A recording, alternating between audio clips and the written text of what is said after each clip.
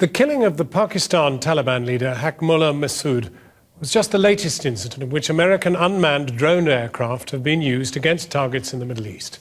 But the weapons often cause collateral damage, both in terms of loss of life and diplomatic relations. Now, Jemima Khan, the former wife of the Pakistan politician Imran Khan, has produced a new film looking at the use of drones. We'll be talking to her in a moment. But first, a little of the background. America's unmanned drones, an essential tool against terrorism or a death sentence without trial. For 10 years, the CIA's program has silently surveyed the hills of Pakistan, Afghanistan and Yemen, looking for a hidden enemy. Their target, militants and associates of Al-Qaeda and the Taliban. It's thought over 2,500 have been targeted to date. Most recently was Haqmullah Masood, leader of the Pakistani Taliban, killed on Friday. Islamabad and Kabul say they're furious about his death, accusing Washington of scuttling peace efforts. Dozens of highly skilled al-Qaeda commanders, trainers, bomb makers, and operatives have been taken off the battlefield. Drones rather than boots on the ground are Barack Obama's weapon of choice. Strikes under his watch have dramatically increased. We only target al-Qaeda and its associated forces.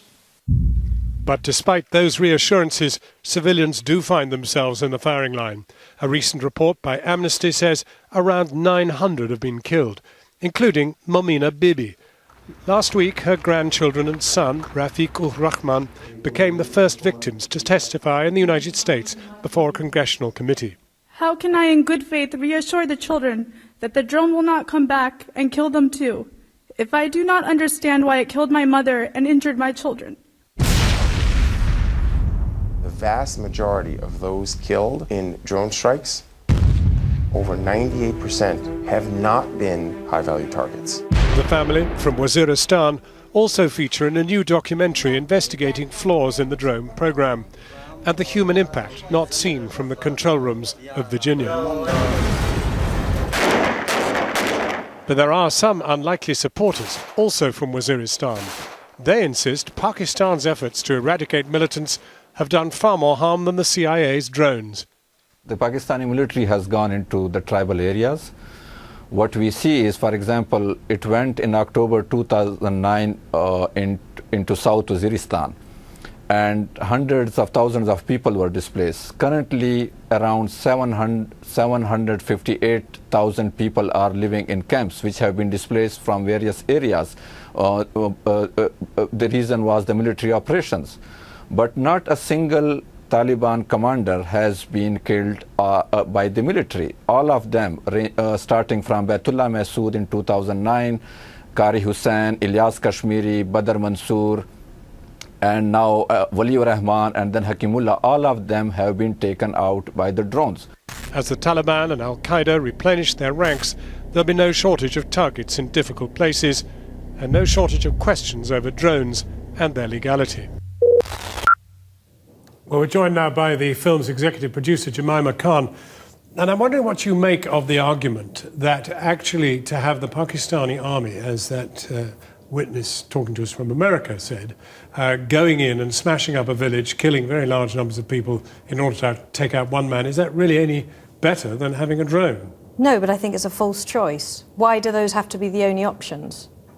Well, I mean, there is an insurgency which both the Pakistani government, some of the local people themselves, and indeed the Western powers believe is a risk to humanity. So you take out Haqmullah Masood, who was killed last week, and I don't think anyone's arguing that he's not going to be replaced within 24 hours by any number of keen leaders, future leaders of the Pakistan Taliban.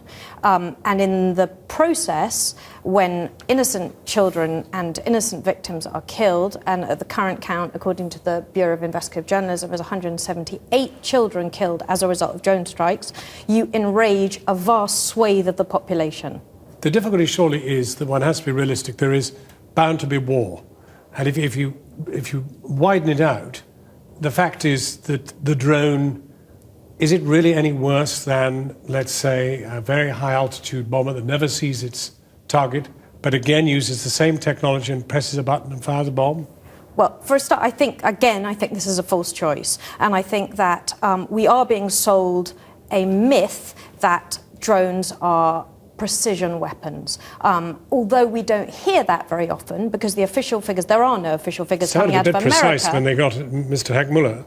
And between 2,500 and 3,600 people have been killed as a result of drone strikes. So they've got Baitul al-Masud and Hakim al-Masud. But what about the vast numbers, hundreds if not thousands of people who have been innocently targeted, all featured in this film? And according to... Hang on a minute. I'm not going to be as combative as my brother, but I do want to just say... Or Russell Brand, for that matter. But listen, surely... No, but hold on. The official figures say, according to the Pakistani government...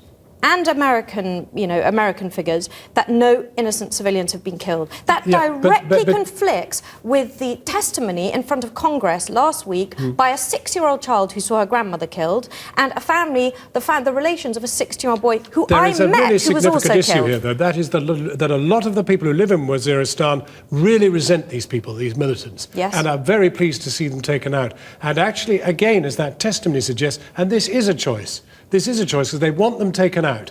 And the choice is, do you have a drone which usually forensically manages to take the individual out, but indeed there is collateral, or an army that goes in there and simply lays the place waste and displaces 750,000 people? Well, personally, I would like to see the militants held to account, and also, obviously, those who've perpetrated war crimes. But you're sounding like a pacifist. The Amnesty International... No, the Amnesty, I think it's a counterproductive policy, but the Amnesty International report says that war crimes have been committed.